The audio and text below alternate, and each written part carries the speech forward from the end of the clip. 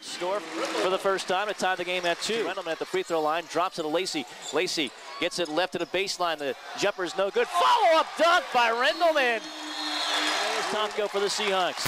Tomko and the Hawks going left to right. Tomko motors it in, drops it off. Downey 3 on the way is all net. Montez Downey on the feed from Chad Tomko. He's been on the job for 6 years now, and Mike Vaccaro, the voice of the Seahawks, continues to do what he loves the most, calling college basketball and baseball games on the air. Growing up, I was a big sports fan, and I guess probably my early days is watching the news, waiting for my dad to come home and kind of watching the sports, and then when he would come home, kind of tell him, hey, here's what's going on today in sports.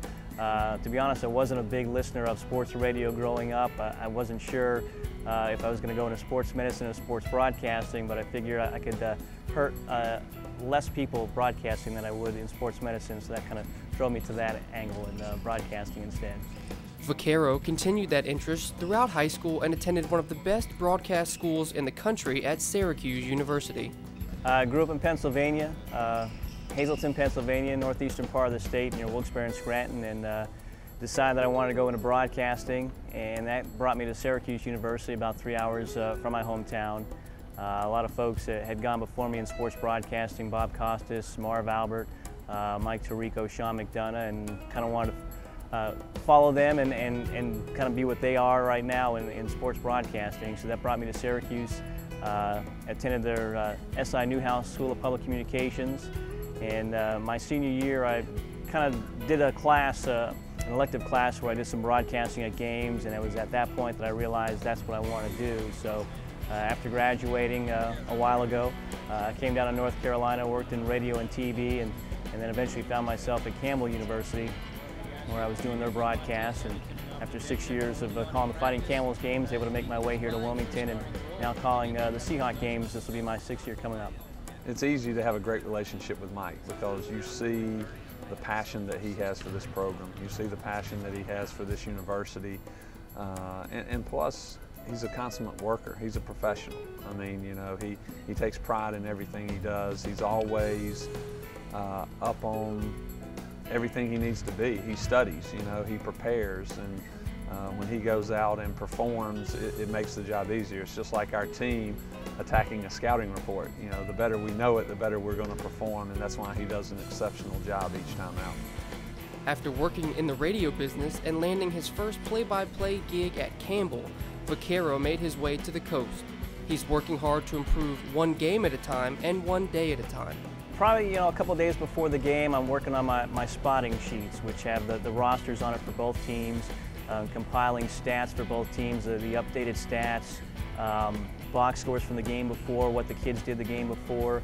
Just trying to get as much information as I possibly can. You know, you probably prepare maybe twice as many hours as you would for an actual broadcast because you just don't know what nugget that you worked on that you may need maybe to bring into a broadcast. So I think I work on a lot of stats, also try to get a lot of biographical information on the players, UNCWs, and the opposing team to try to bring that in and again complete that broadcast. So I'd say that's about maybe 4 to 5 to 6 hours that I'll spend doing that, getting ready and just really kind of studying game notes, media guides, and different information.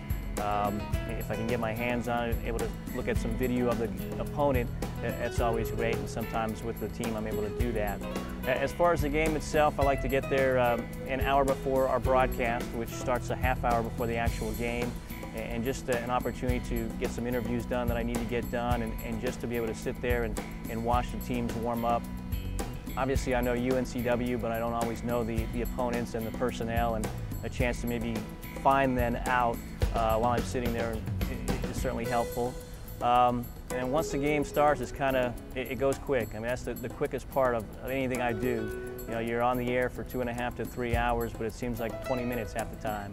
But certainly it's enjoyable to, again, know that you've got the listeners' ears and trying to paint that picture for them.